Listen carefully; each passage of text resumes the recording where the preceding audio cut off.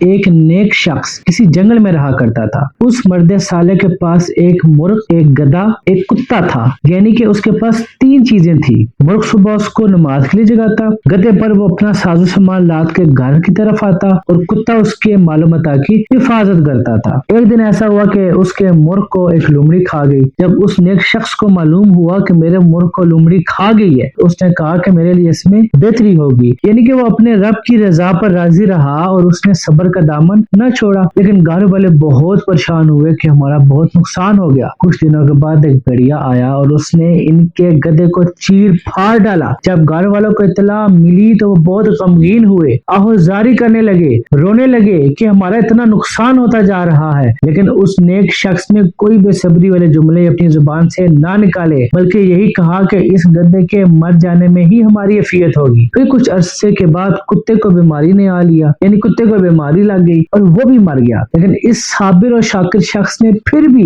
بے صبری اور ناشکری کا مظاہرہ نہ کیا، بلکہ وہی الفاظ دہرائے کہ ہمارے لیے اس کے ہلاک ہو جانے میں ہی عافیت ہوگی۔ بہرحال وقت گزرتا رہا۔ کچھ دنوں کے بعد دشمنوں نے رات کو اس جنگل کی آبادی پر حملہ کیا اور تمام لوگوں کو پکڑ کر لے گئے جو اس جنگل میں رہتے تھے۔ ان سب کی قید کا سبب یہ تھا کہ ان کے پاس جانور تھے جن کی آواز سن کر دشمن متوجہ ہوا، اور دشمنوں نے جانوروں کی آوازوں سے ان کی رہائش کی جگہ معلوم کر لی۔ پھر ان سب کو ان کے مال و اسباب سمیت قید کر کے لے گئے، لیکن وہ نیک شخص، اس کا ساز و سامان سب بالکل محفوظ رہا۔ کیوں؟ اس لیے کہ اس کے پاس کوئی جانور ہی نہ تھا جس کی آواز سن کر دشمن اس کے گھر کی طرف آتے۔ اب اس نیک مرد کا یقین اس بات پر مزید پختہ ہو گیا کہ اللہ کے ہر کام میں کوئی نہ کوئی حکمت ضرور ہوتی ہے۔